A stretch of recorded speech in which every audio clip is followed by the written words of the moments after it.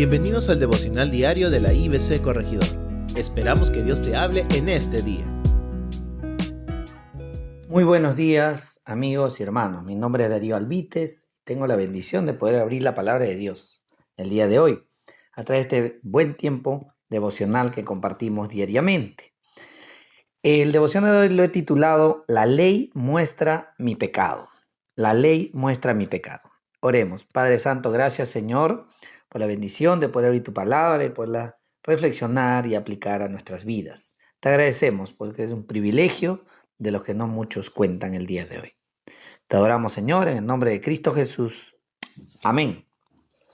Vamos a leer Romanos, capítulo 7, del 7 al 11, sobre el cual vamos a reflexionar el día de hoy, en este texto.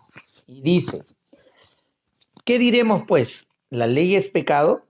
De ninguna manera. Pero yo no conocí el pecado sino por la ley, porque tampoco conociera la codicia si la ley no dijera no codiciarás. Mas el pecado, tomando ocasión por el mandamiento, produjo en mí toda codicia, porque sin la ley el pecado está muerto. Yo sin la ley vivía en un tiempo, pero venido el mandamiento, el pecado revivió y yo morí. Y hallé que el mismo mandamiento que era para vida, a mí me resultó para muerte, porque el pecado, tomando ocasión por el mandamiento, me engañó y por él me mató. Vamos a analizar un poquito. Continuamos revisando este capítulo 7 de la carta que le dirigió el apóstol Pablo a las iglesias en Roma. Iglesias a las que deseaba y estaba planificando ir a ver. Estas iglesias, como hemos visto, estaban compuestas de gentiles y judíos que seguían al Señor Jesucristo.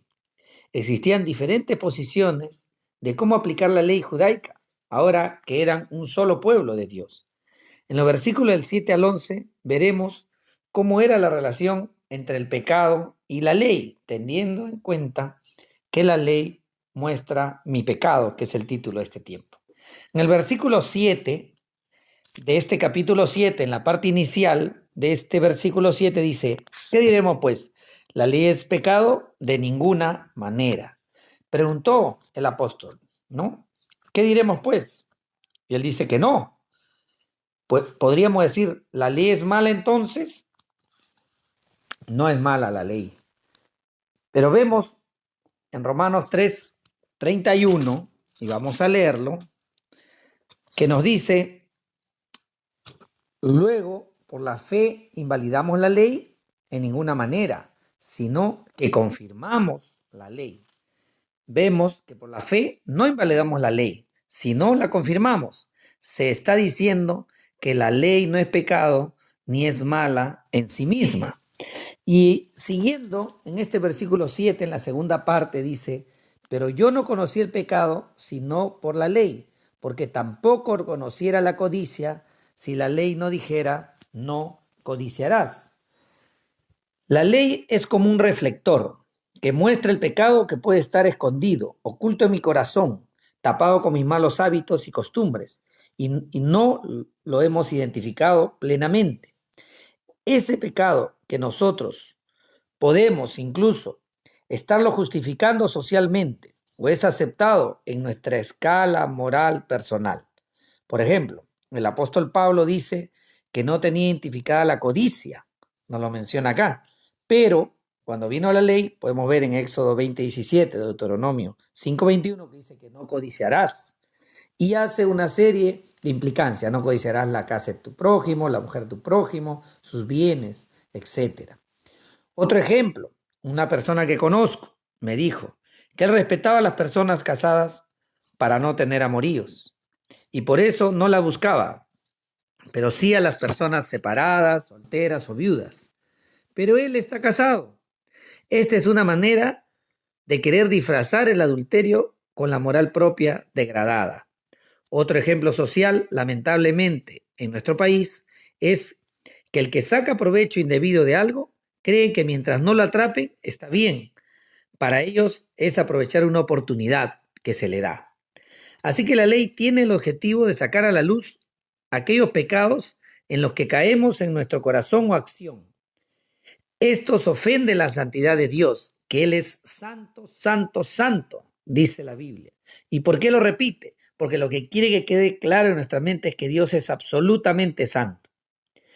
Hay un fenómeno que se da, que al mostrarnos la ley, nuestro pecado, y cómo la ley no nos salva, sino nos muestra la triste realidad, así se cae más en el pecado. Esto se da porque nosotros naturalmente no buscamos salir de esta condición, sino como ya se cayó en el pecado, en lugar de dejarlo, se continúa pecando más.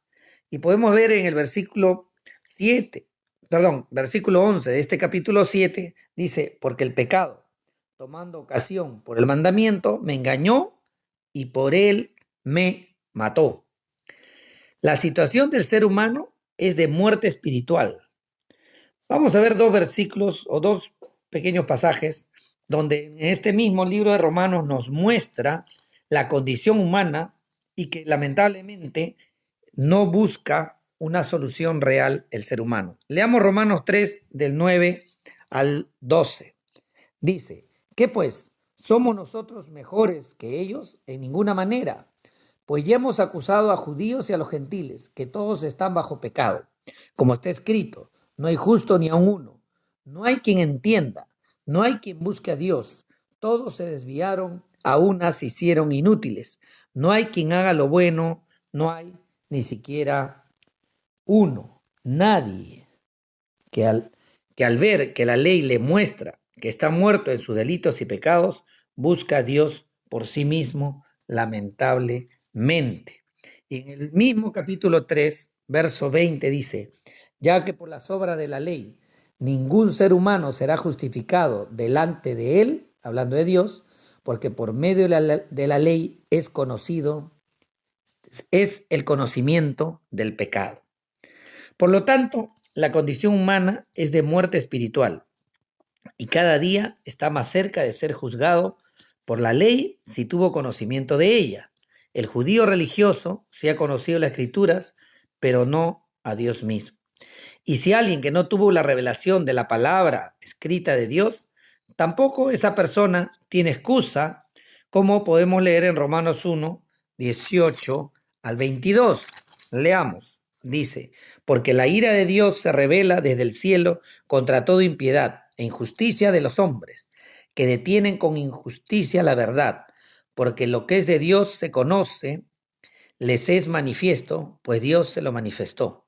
Porque las cosas invisibles de Él, su eterno poder y deidad, se hacen claramente visibles desde la creación del mundo, siendo entendidas por medio de las cosas hechas, de modo que no tienen excusa.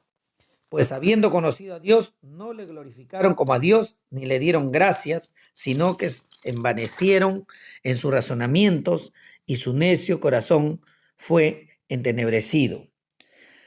Profesando ser sabios, se hicieron necios. ¿Se dan cuenta? De esta manera la humanidad está caída, toda la humanidad está caída. Y puedes identificarlos también. Según Romanos 1:28 nos muestra al 32 quiénes son. Y dice, y como ellos no aprobaron tener en cuenta a Dios, Dios los entregó a una mente reprobada para hacer cosas que no convienen, estando atestados de toda injusticia, fornicación, perversidad, avaricia, maldad, llenos de envidia, homicidios, contiendas, engaños y malignidades, murmuradores, detractores, aborrecedores de Dios, injuriosos, soberbios, altivos, inventores de males, desobedientes a los padres, necios, desleales, sin afecto natural, implacables, sin misericordia, quienes habiendo entendido el juicio de Dios, que los que practican tales cosas son dignos de muerte, no solo las hacen, sino que también se complacen con los que la practican. Acá vemos, hermanos, la triste realidad del hombre. ¿Y ahora qué haremos? ¿Cómo podemos aplicar estas enseñanzas de la palabra de Dios? En primer lugar, no se puede agradar a Dios por nuestras buenas obras, ya que como nacemos en pecado y practicamos el pecado, como no hace ver la ley misma, entonces ya estamos condenados. Si no has sido rescatado por Jesucristo de la condición de muerte espiritual, te digo, amigo, amiga, que Dios te llama, escucha su voz y busca ayuda activamente. Estamos listos para mostrarte cómo nos rescató el Señor. Y si somos creyentes, no descartemos la ley, más bien que sirva para mostrarnos cómo está nuestro corazón respecto a la santidad de Dios. Y si vemos que hay algo en nuestra manera de pensar o de actuar que Dios rechaza, sabemos que lo que somos, ya hijos de Dios, Él nos perdona si le declaramos nuestros pecados y nos limpia de la maldad y del pecado que nos engaña. Vamos a orar. Padre Santo, Señor, gracias una vez más, porque tu palabra, Señor, es ese reflector que nos muestra nuestra condición espiritual. Permite, Señor, que de acuerdo a que ya te conozcamos, ya tengamos una relación personal contigo o no, tomemos este tiempo de reflexión para acercarnos a ti y para buscar tu santidad. Te adoramos, Señor, agradecidos por este tiempo, en el nombre de Cristo Jesús. Amén.